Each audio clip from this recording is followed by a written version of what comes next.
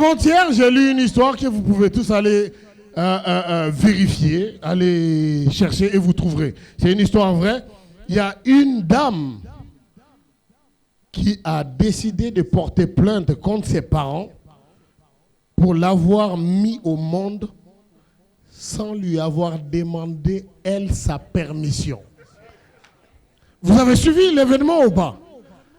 Attends, vraiment, ne me rendez pas fou. Est-ce que vous avez entendu parler de cette histoire?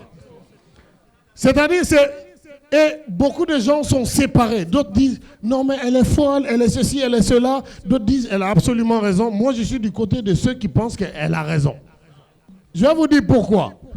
Je suis venu au monde, personne ne m'a demandé mon avis. On est d'accord? C'est-à-dire, je suis là, on est où là? On est sur terre, on est dans le monde. Après, j'ai rien demandé, on veut que j'aille à l'école. On veut que j'ai des bonnes notes. Quand je ne fais pas comme le fils du voisin, on me naque à la maison.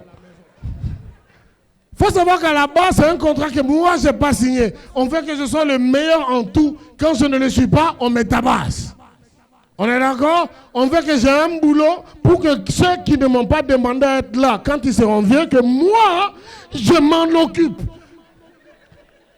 Vous êtes d'accord avec moi qu'il y a une petite forme de dictature dans cette histoire? On est d'accord? Mais la partie où je ne suis pas d'accord avec cette meuf, c'est là où elle dit « Non, on ne m'a pas demandé ma permission ». La question c'est comment tu n'es pas là? Comment on te demande toi ta permission pour que tu sois là? Je ne sais pas, soyons fous, on est dans la 4e dimension.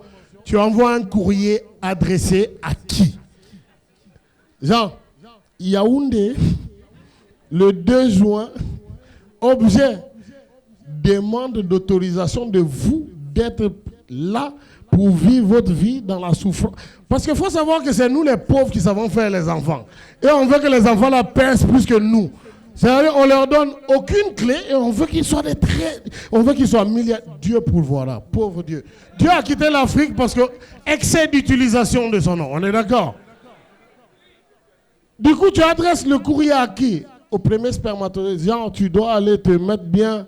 Quand tu sors, tu choisis un, tu lui dis, envoie la lettre aux autres. J'essaie d'être le plus codifié possible parce qu'il y a des enfants, mesdames et messieurs. J'espère que vous me comprenez, n'est-ce pas? Le monde part en couille, mesdames et messieurs. Le monde part en cacahuète. Deuxième chose que j'ai vu encore de grave sur Internet. Vous savez, par applaudissement, combien de femmes connaissent c'est quoi la polygamie ici? J'en étais sûr. Toutes. La polygamie, c'est quoi? La polygamie, c'est pouvoir épouser plusieurs femmes légalement. Il ne faut pas oublier que c'est légal. Et l'inverse de la polygamie, c'est quoi? Dieu merci, ça ne reviendra plus. La polyandrie, c'est exactement ça. C'est pouvoir épouser plusieurs hommes de façon légale. Mais très récemment, il y a un truc qui est arrivé qu'on appelle la sologamie.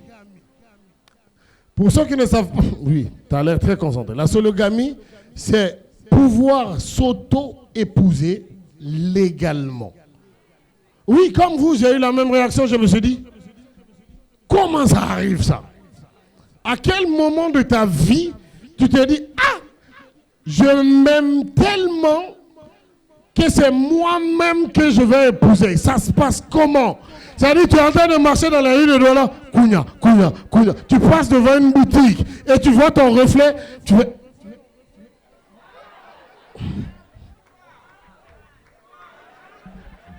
Hey, je suis bonne, hein?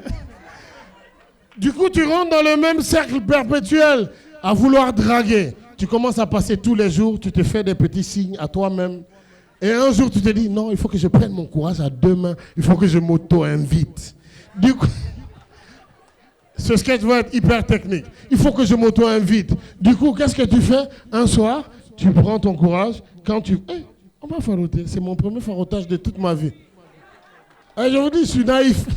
Donc tu es en train de marcher, tu dis, je vais m'auto-inviter, tu t'auto-invites. Sauf que ton autre toi, dans le reflet du miroir, n'est pas au courant du niveau de finances que tu as dans ta poche. Mais comme les sorcières sont des sorcières, une fois au restaurant, commence à commander des trucs compliqués. Non, je veux un triple salto arrière de Mbongo Chobi sur son lit de Ndolé, couche à ma soeur. Donc, ça là, ça se passe, tu dis, t'inquiète, c'est pas...